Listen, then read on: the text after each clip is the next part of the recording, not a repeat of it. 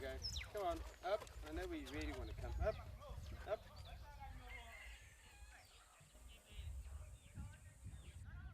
I'm Dr. Greg Rasmussen. I'm the founder of Painted Dog Research, and I've been doing this work for 30 years. You want to kiss Daddy? You want to kiss Daddy, Bongo? That's some flies.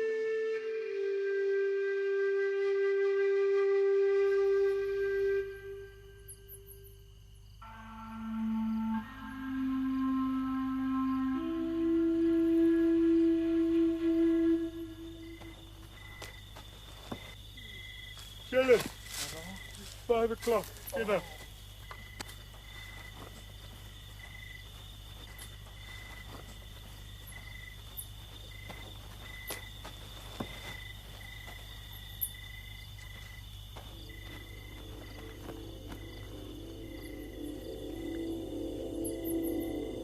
The study of the painted hunting dog compared to other canines is pretty difficult, since they are active during the early morning and early evening hours of the day. It has taken quite some dedication to come up with some reasonable results as to whether the dogs are really as bad as one says. The dogs are up at about the same time every day. Today they woke up Greg at 4 o'clock, and if he and Jealous, the tracker he works with, had slept at home, this sight of the dogs would have been impossible. Wow, I'm looking at this. This is such a wonderful memory of 20 years ago working with the painted dogs. I still can't believe that 20 years later I'm still studying this amazing species. In 20 years, you know, it's incredible what 20 years of conservation can really do. You know, then I was a much younger biologist,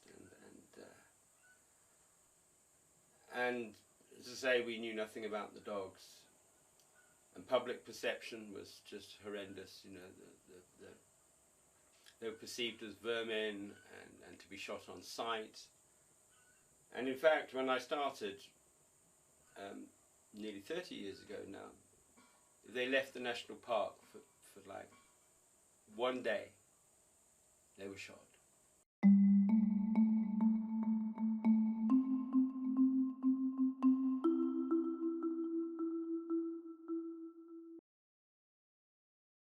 I started as a young biologist, living out the back of my Land Rover because there was no accommodation anywhere, nowhere to stay.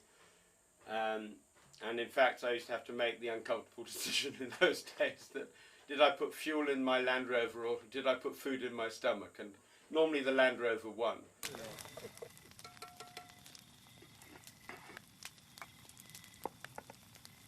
Having spent some 11 years in the bush eating thick porridge and beans, Greg believed in what he was doing, and today when he looks back he is proud because he managed to change the social status of the painted hunting dog from being one of the most hated animals to being the most loved, especially by tourists. And slowly but surely, by demonstrating clearly through science that painted dogs were not the putative cattle killers, that they were actually eating kudus and impalas, even though there was a cow there. They'd rather eat a kudu and impala. Probably that's what they knew how to eat, and anyway they didn't need to come close to humans to do it. And slowly then the ranchers changed their attitudes, you know, and in fact as this film progressed, and in fact in 2000, year 2000, I remember it clearly, it was just a bad year, but a bad year in many reasons, but one thing that happened in 2000 was that already by then all the ranchers had changed their opinion, and one rancher shot Icebot. Das Scheinwerferlicht hätte ihn warnen müssen, aber diesmal war sein Misstrauen nicht groß genug.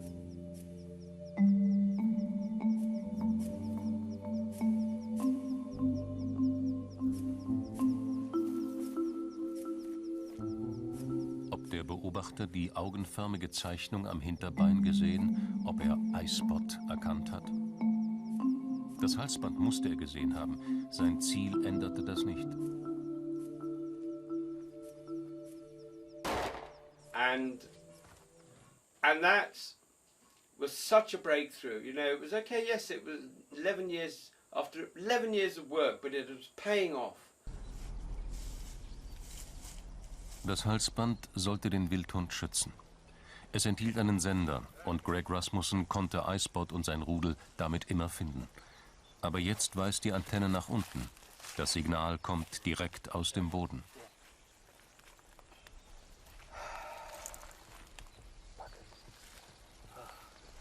See, look, I bet that's the same guy that killed Thing. Aufgeschnitten. Das ist derselbe, der auch die anderen erschossen hat.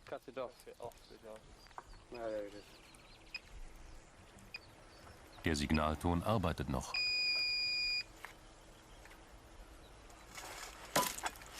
Unfassbar. Das ganze Rudel ausgelöscht. And what actually happened then was that the guy was prosecuted. And since that day, to my knowledge, once the prosecution happened, no more painted dogs have been shot in Zimbabwe.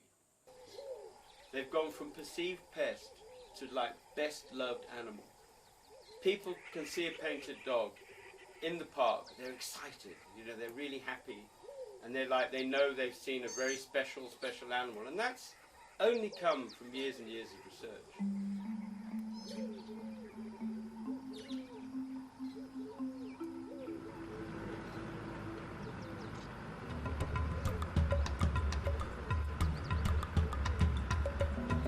Life for the dog changed. They were no longer persecuted. They were a loved animal. They were a must-see animal in the safari. You know, the tour operators realized that this was a great animal, but my God, if they could say to their clients and guests, oh, we've got painted dogs here, they would be, you know, guaranteed or get more, you know, more business.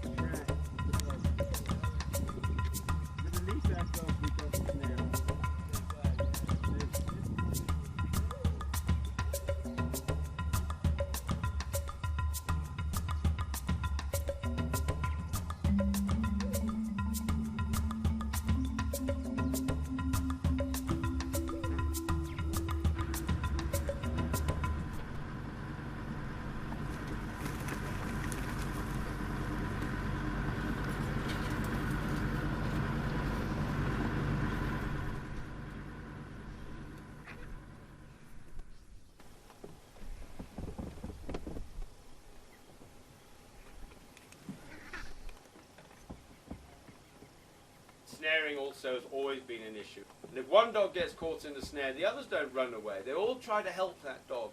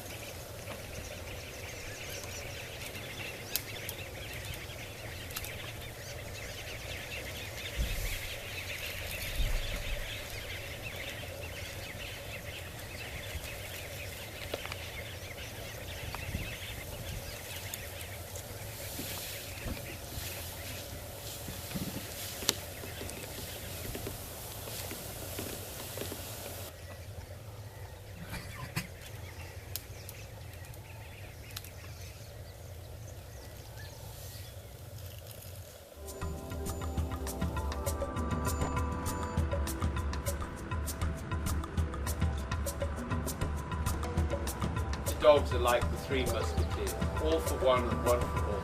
And of course, the problem for painted dogs is when one dog gets caught in the snare, every other member of the pack gets killed.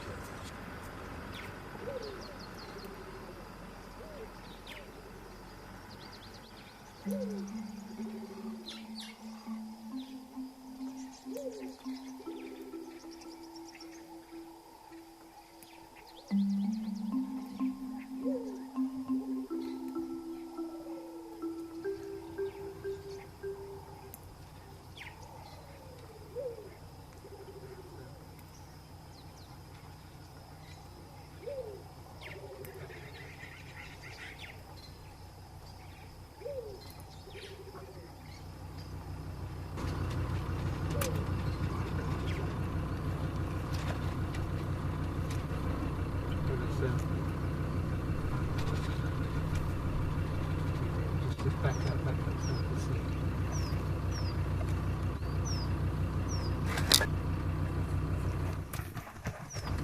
Got him! Right! Done!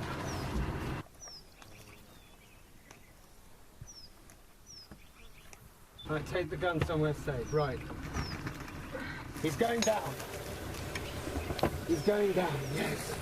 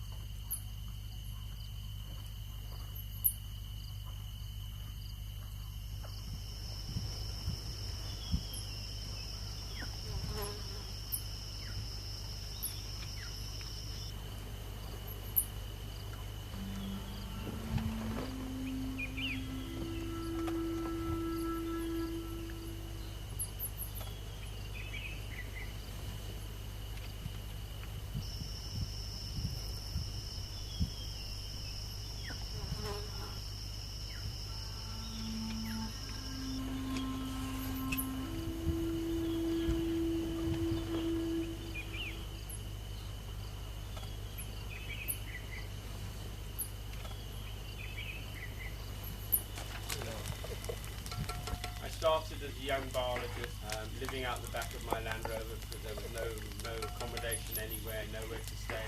And my whole life was nearly brought to an abrupt end because I was radio tracking. And the only way to track dogs with radio collars was to use a plane. But I couldn't afford a pilot, so we scratched the money together to buy a light aircraft, and I would get up at 4 in the morning, 5 in the morning. As soon as I was legally allowed to get off the runway, I'd be off looking for the dogs. And on one occasion, I took off at sunrise, and within 20 minutes I'd got caught in a bad windstorm, bad wind, that turned me into a spin spiral, and I crashed in the middle of nowhere. At that crash, I broke pretty much every bone in my body. I lay there for a day. I was challenged by hyenas. All my legs were broken, and I was going to die. And in fact, I remember it so clearly now that I got to a point where I was in such pain, I actually wanted to die. And the only thing that kept me going was the fact that I knew I'd got more work to do. And at that point, I just said, I'm not going to die. And they found me, well, nearly 36 hours later, in a complete mess. I couldn't speak, I couldn't say anything. And with the most amazing team, it took me 4 years before I could walk again without sticks. And I could carry on my life's work.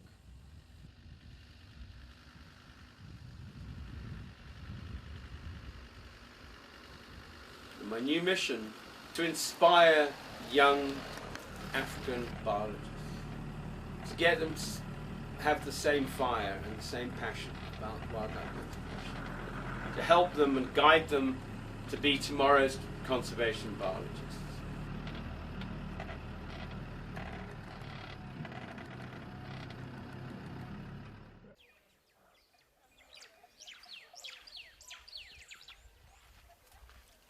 Many of the challenges in my early career were always where to sleep. The other challenge that we all faced is that you come out of the field, you've got your biological samples, you've got nowhere to store them, say. We want to be our own lab. We want to have our own lab here in Zimbabwe where we can serve all the young graduate students and technicians with learning experiences, and this is what this building is going to be. The importance of this, to me, is that there's going to be a home. You know, imagine a place where a young biologist can do his work and grow and develop and be a part of and be tomorrow's conservation biologist, because this is what we need.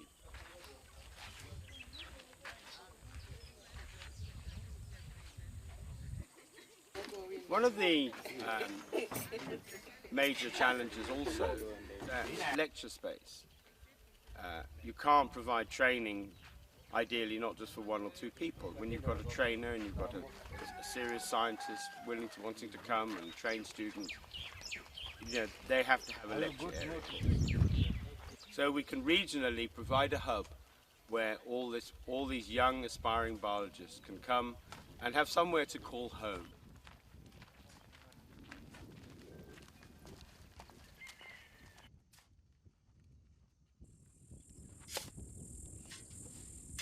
But the other thing that's really important is that everything you see here is built by the local community. So there's no contractors involved. And the local community are trained in bricklaying, they're trained in plastering, and trained in general concreting work. Well, first of all, it's a job that anyone can do. So it provides employment, provides work for everyone in the community. All the money that this building takes to build goes right into the community.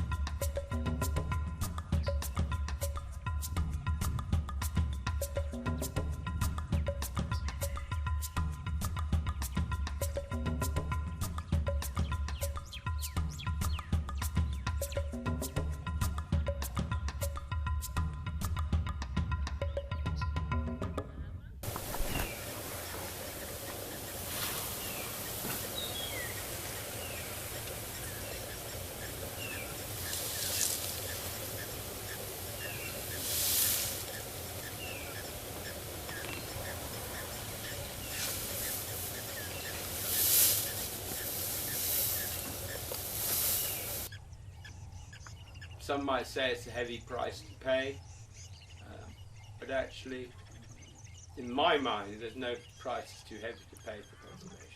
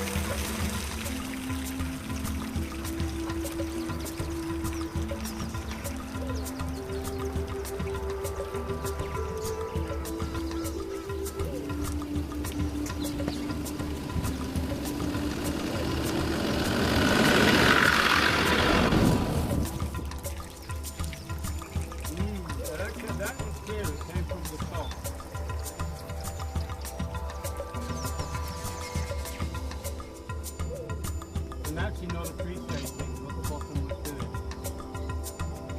Sometimes people in the top, they don't appreciate it. Like, I notice with my team, I try to notice who does that, who...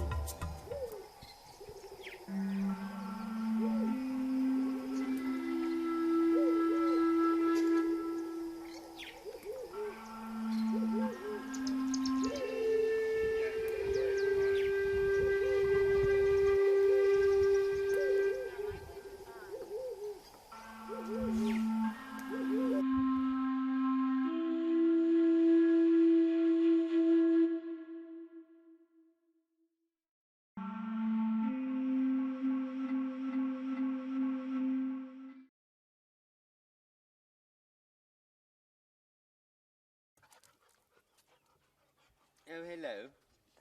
Hello, you going to talk as well, are you, Bongo? You going to say something? What are you going to say?